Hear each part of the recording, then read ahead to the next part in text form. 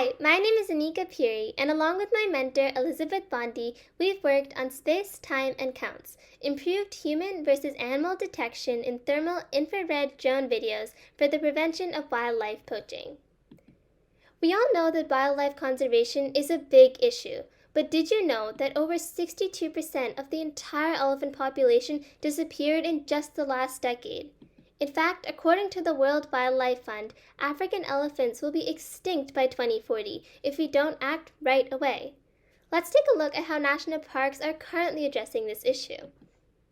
Park rangers are deploying drones, or UAVs, equipped with heat-sensitive infrared imaging cameras, because 80% of poaching occurs during the night.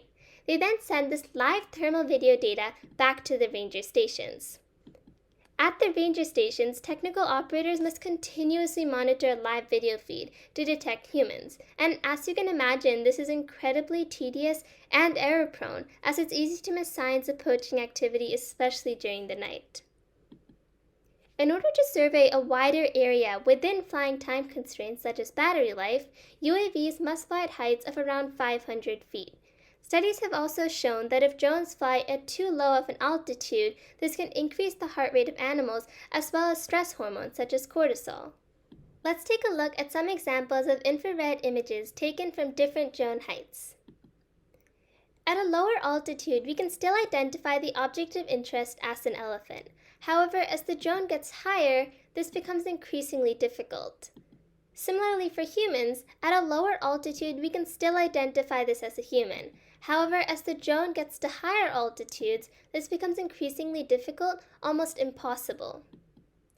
Recent research has worked to automate this process with deep learning object detection methods, meaning they're utilizing the shape of the object in order to identify whether it's an elephant or a human based on static image frames.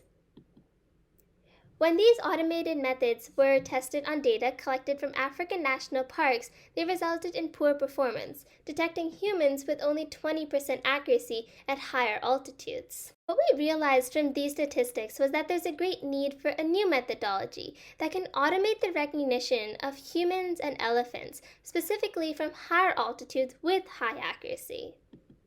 So the scientific basis of our research lies in movement patterns. And as you can imagine, the typical movement patterns of elephants vary significantly from those of humans with respect to speed, turning patterns, and other factors.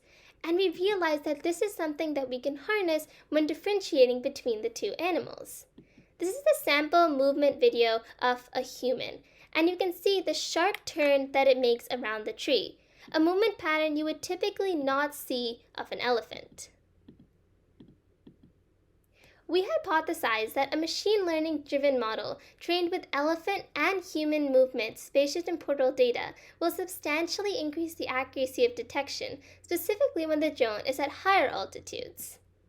The drone would use this spatio-temporal machine learning model to detect human and elephant activity and would then send a warning to park officials if potential poaching has been detected. Here's an outline of our methodology. For the processing of each video, we were able to extract the spatio-temporal data by first identifying an object of interest, either a human or an elephant, and then a fixed object.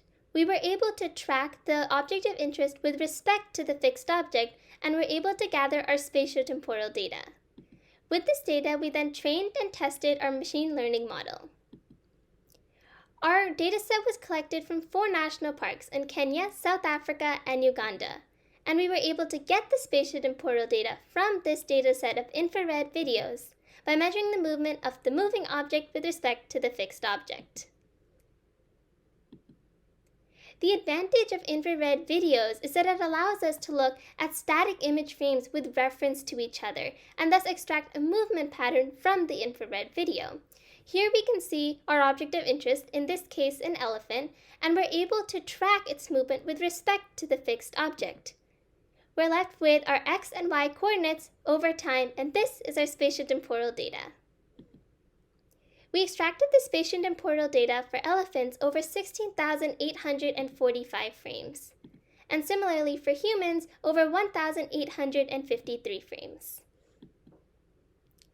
This is our multivariate spatio-temporal data, x, y, over time. Breaking this down into just the x dimension over time, we were able to smoothen our time series. So in total, after all the filtering and processing, we had a total of 41 spatio-temporal time series in our training data, of which 9 were human and 32 were elephant. The features extracted from each spatio-temporal time series included average speed, distance, number of turns, and average radius of each turn. This is a sample of the time series and each of their features. We used a k-nearest neighbor algorithm to classify our spatio-temporal data as elephant or human because it works well on a small amount of training data. As we were analyzing our training data, we observed that elephants usually travel in herds, and this gave us the intuition that the number of objects of interest can become an important feature for further improving accuracy of human versus animal prediction. Here are the results of our herd count model. As you can see, as the objects of interest goes beyond 6, there is a high confidence that the object of interest is an elephant. Our test set consisted of 11 spatio-temporal time series. In our spatio-temporal model, we had an accuracy of 81.8%. This model only included the spatio-temporal features, or space and time, such as speed and the number of turns. In our spatio-temporal model, with the addition of the herd count feature, or the number of objects of interest, we had an improved accuracy of 90.9%. In this trade-off of precision and recall, we really wanted to prioritize precision because this meant our ability to accurately identify human activity. Here is a step-by-step outline for how we would implement our research with real-time inferencing.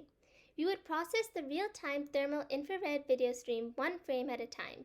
If an object of interest was detected based on the bright thermal spot threshold, we would then find multiple fixed objects in the frame using the fixed object detection model we would build with AutoML. Our training data set consists of over 1,000 trees and bushes, and we found that when tested on a manually verified fixed objects, we had a high precision of 83.3%. You would then use an OpenCV CSRT tracker to track the fixed object as well as the objects of interest. We would then derive the spatio-temporal movement data of the object of interest relative to the fixed object, and then we would classify the spatio-temporal data as human or animal with the pre-trained KNN classification data. Our work has demonstrated that space, time, and count features can further improve deep learning-based algorithms for identifying human activity in thermal infrared UAV videos to prevent wildlife poaching. Here are our selected references. Big thanks to my mentor, Elizabeth Bondi, for her continued support and guidance. Thank you so much.